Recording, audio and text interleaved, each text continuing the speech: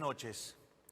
En primer lugar, quiero decirle a todos los argentinos que entiendo que la situación que estamos viviendo es dura, pero también que ya hemos recorrido más de la mitad del camino. Este es el último tramo de un esfuerzo heroico que los argentinos estamos haciendo y por primera vez en mucho tiempo, esta vez el esfuerzo va a valer la pena. En segundo lugar, hoy estoy aquí, rodeado de nuestro equipo económico, encabezado por el ministro Luis Caputo y el presidente del Banco Central, Santiago Bausili, para anunciar algo que hace tan solo unos pocos meses parecía imposible en la Argentina. En contra de los pronósticos de la mayoría de los dirigentes políticos, los economistas profesionales, televisivos y petardistas tribuneros, los periodistas especializados y buena parte del establishment argentino, quiero anunciar que el sector público nacional registró durante el mes de marzo un superávit financiero de más de 275.000 millones de pesos, logrando de esta manera, y luego de más de casi 20 años, superávit financiero de 0,2% del PBI durante el primer trimestre del año. Este es el primer trimestre con superávit financiero desde el año 2008, un hito que debe enorgullecernos a todos como país, en particular, dada la estrepitosa herencia de la que tuvimos que hacernos cargo.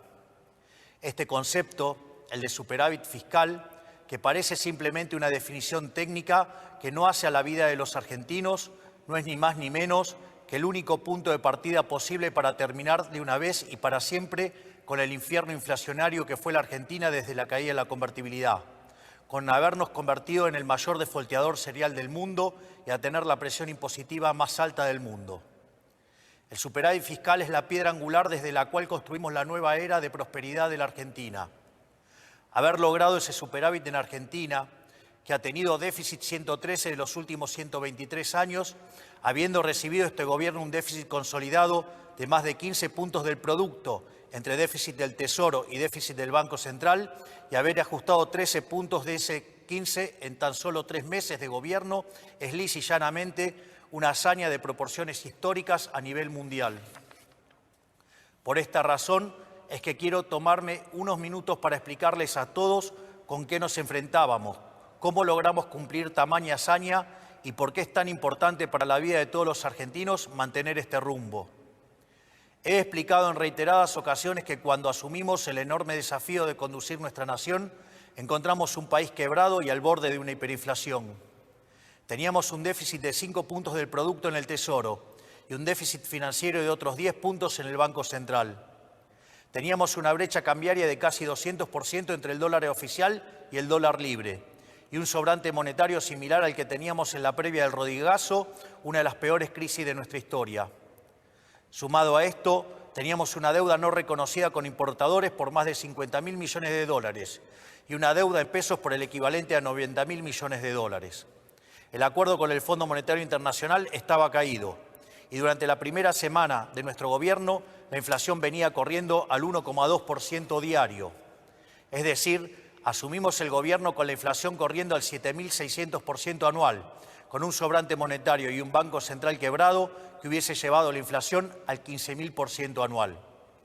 Esto significa que asumimos el gobierno con un sobrante monetario peor al del Rodrigazo, una destrucción del balance del Banco Central peor que la hiperinflación del 89 e indicadores sociales peores a la de la crisis del año 2001, lo cual significa que nos enfrentábamos a la peor crisis de la historia de nuestro país. Por eso, desde que asumimos, nos enfocamos en dos cuestiones esenciales. En primer lugar, dijimos que la causa de todos los males en la Argentina era el déficit fiscal, ya que producto de la obsesión de los políticos argentinos por gastar lo que no tenemos y agotando las fuentes de endeudamiento y la suba de impuestos, recurrían a la emisión monetaria, que es la única y probada causa de la inflación. Tomamos el toro por las astas y anunciamos desde el primer día que con nosotros se acababa el déficit y, en consecuencia, se acababa la emisión monetaria y la inflación. En segundo lugar, dijimos que, dada la gravedad de la situación que habíamos heredado, los argentinos no teníamos tiempo para un nuevo experimento gradualista y avanzamos en el programa de estabilización de shock más ambicioso de nuestra historia. Así es como hemos logrado alcanzar el superávit financiero en tan solo un mes de gobierno, un hito que no tiene parangón en la historia del mundo occidental. Hoy podemos afirmar sin lugar a dudas que, pese a la oposición de buena parte del establishment económico y político de la Argentina, pese a quienes sistemáticamente ponen en cuestionamiento nuestras ideas y pese a quienes directamente pregonan por nuestro fracaso para volver al poder, el gobierno tenía razón y nuestro plan está funcionando. Este milagro económico que ha sido lograr superávit financiero trimestral luego de casi 20 años, habiendo recibido la herencia que recibimos, responde, a diferencia de lo que suelen afirmar los que quieren el fracaso de este gobierno, en enorme medida a lo que durante la campaña llamamos motosierra, y no, como dicen algunos, a la licuación del gasto público, método que históricamente se ha utilizado en nuestro país. De los 5 puntos del déficit del Tesoro que hemos ajustado, solo 0,4% responde a la pérdida del poder adquisitivo de las jubilaciones, pérdida producida por la nefasta fórmula de movilidad de Alberto Fernández que quisimos modificar en la ley base y que luego tuvimos que modificar por DNU, frente a la falta de voluntad de algunos sectores políticos.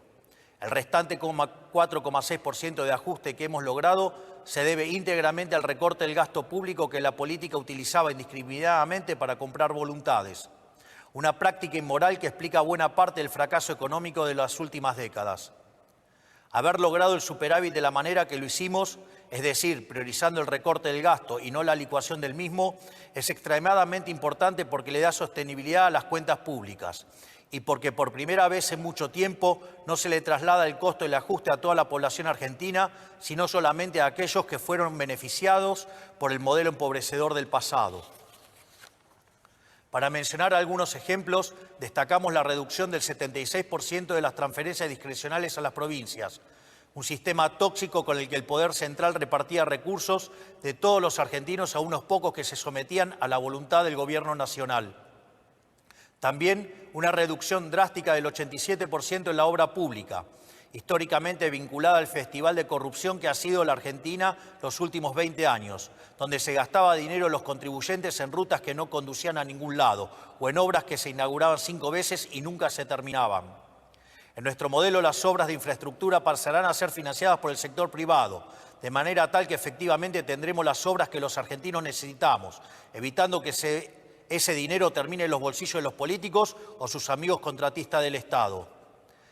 Además de estas medidas, hemos reducido la estructura del Estado, eliminando el 50% de los cargos políticos, cerrando organismos innecesarios que se usaban para perseguir a quienes pensaban distinto.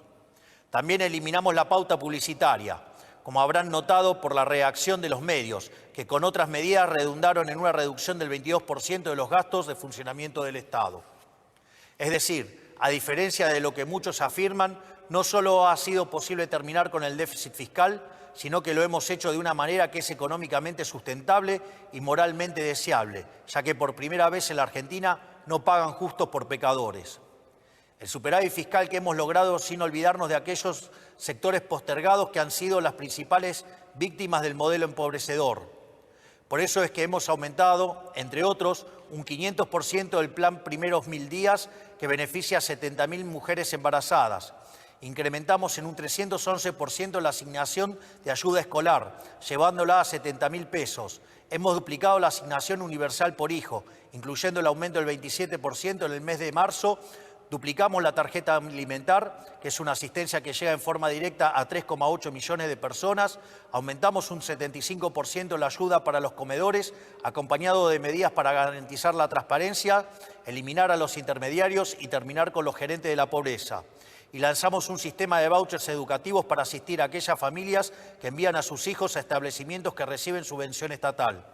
Todo esto fue logrado contra infinitos diagnósticos ominosos que se dieron cuando presentábamos nuestro programa en diciembre. Decían que hacer un ajuste de más de 1 punto del PBI era posible, que tener déficit cero en el primer año era imposible. Bueno, nosotros estamos haciendo posible lo imposible, incluso con la mayoría de la política, los sindicatos, el periodismo y buena parte de los actores económicos en contra. Y lo estamos haciendo incluso contando con márgenes de maniobras acotados, producto de que el Congreso no le ha dado todavía a este gobierno las herramientas con las que todas las administraciones pasadas contaron. Este resultado fiscal no es solo un número en una tabla del Ministerio de Economía, sino la garantía de un camino sostenible y consistente para terminar con la inflación para siempre en la Argentina. No es casualidad que la inflación se esté desplomando y todos los meses el número de inflación sea menor al esperado. particularmente en el mes de marzo, que en teoría iba a ser el mes más difícil para las cuentas públicas. El dato tal vez más acabado que muestra lo acertado de nuestro rumbo es que asumimos con una inflación mayorista mensual del 54% en diciembre, que en términos anualizados implicaba 17.000% anual y que hoy se encuentra en torno al 5% mensual.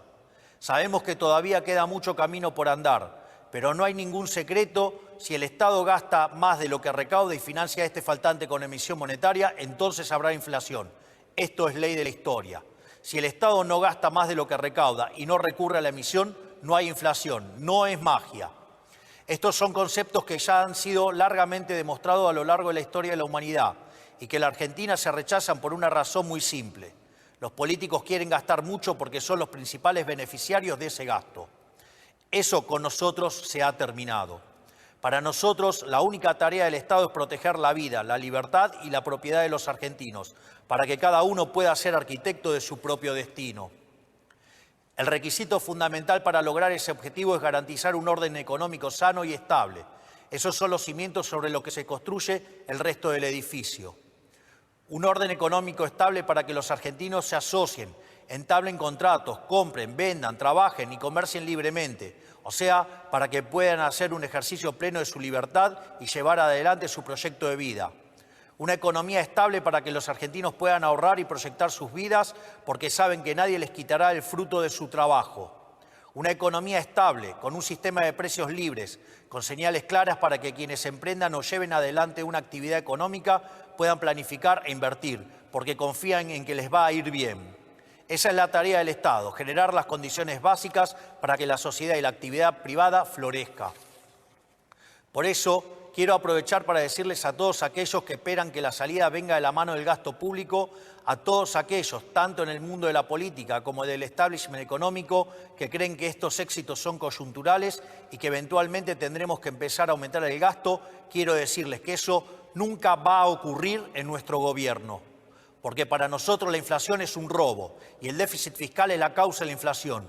Por lo tanto, el déficit cero no es solo una consigna de marketing para este gobierno, sino que es un mandamiento. Esto quiere decir que cada peso que le sobre al Estado Nacional, lejos de aumentar el gasto, será devuelto a los argentinos a través de reducciones de impuestos. Vamos a promover una dinámica de ahorro y reducción de impuestos hasta que la Argentina tenga un nivel de gasto público y presión impositiva acorde al de un país que necesita crecer. Porque la única manera de sacar al 60% de los argentinos de la pobreza es con crecimiento económico. No hay otra manera. Un proceso de crecimiento que está caracterizado hoy por 3 etapas. Una primera que vendrá determinada por la combinación de sectores que se expanden por la corrección de precios relativos, como son la minería, el petróleo, el gas y el campo, junto a la recomposición de los salarios reales que hoy ha empezado a tomar lugar de la mano de una menor inflación.